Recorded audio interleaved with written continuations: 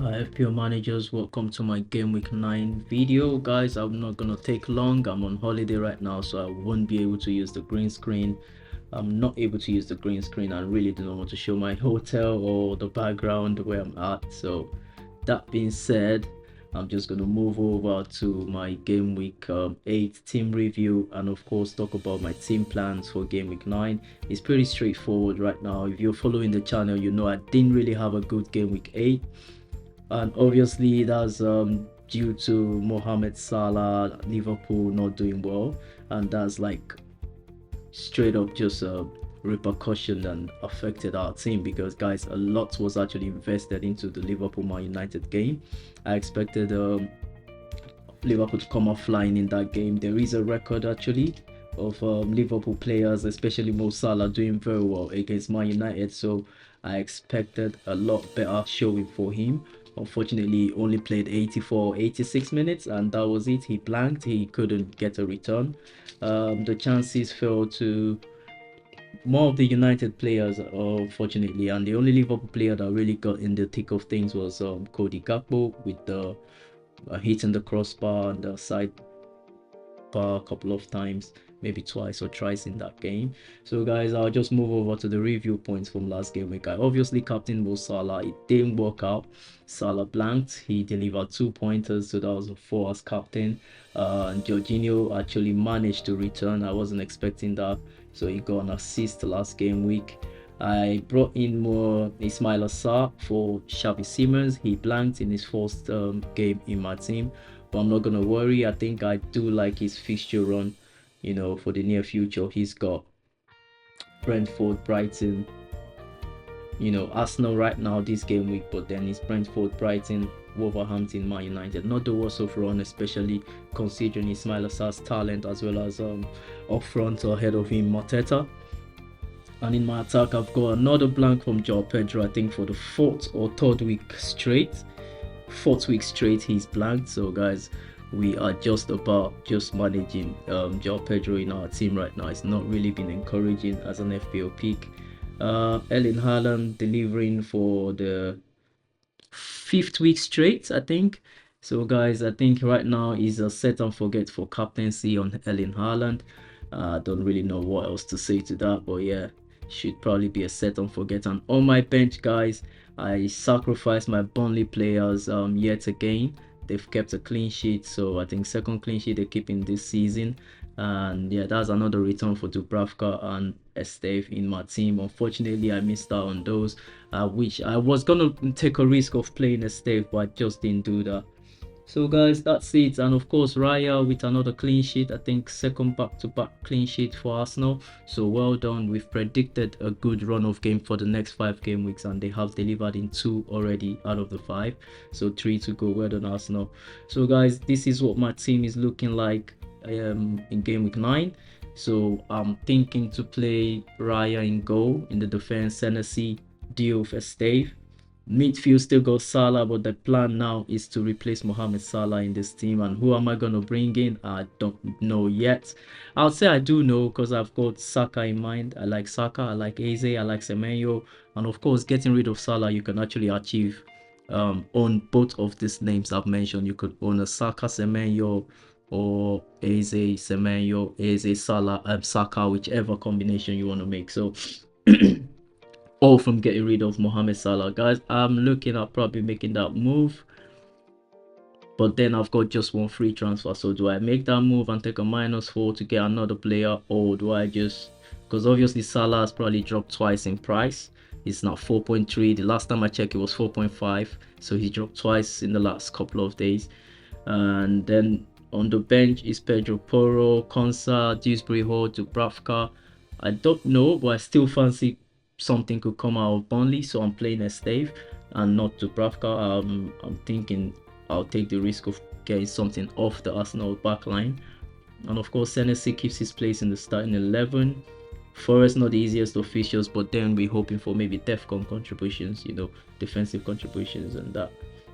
Yeah, Konza on the bench, he plays Manchester City, so I'm not going to take the risk. Pedro Porro, against Everton, decent, but I'm not gonna take the risk of playing him. So guys, this is what the team setup look like. So I'm gonna take you to the transfer plan window now. Let's see. So let's say I get rid of Salah right now, which is the pretty obvious move for the game week in my opinion. And then I'm looking to get maybe a Bukayo Saka in.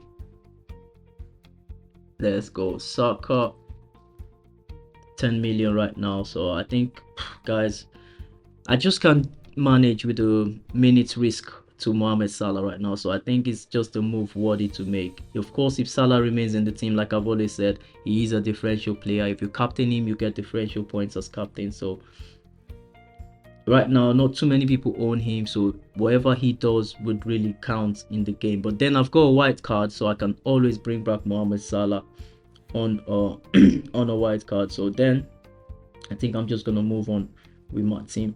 I'm not really a big fan of Jorginho Rutter playing Man United away. Of course, he returned last game week, but then it's if I'm happy to take a risk of another -4, which I've done too many times this season, twice already, and I'm not really that kind of manager who takes -4s.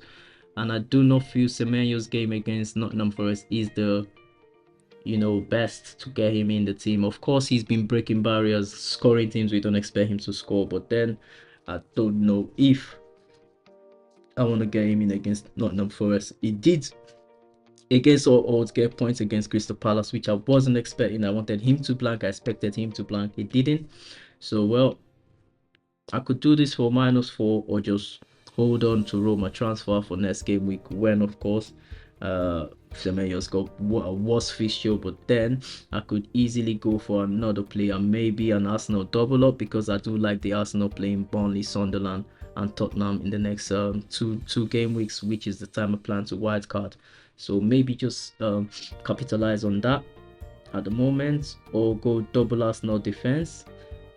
Of course, against Crystal Palace, I don't know if that's assured, but guys, this is a move I could make, or I retain Jorginho in the team and just do a Saka Salah move, and that's it for the game week. So guys, this is my plan, and I'm just gonna run through the fixture difficulty rating, give you an idea of what teams to target for the game week. So guys, Arsenal, I would absolutely go for their attacking players, and of course the defensive players. Is a good game for both sides of the Arsenal team, both defense and attack, because easily they could both play a clean sheet game. They are both good defensively sides, good defensive sides.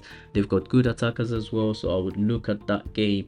I like the Bournemouth play Nottingham Forest, good one for the Bournemouth attackers, not too good for the Forest front line. They're not doing well at the moment. The back line, I'll say stay away from Forest players.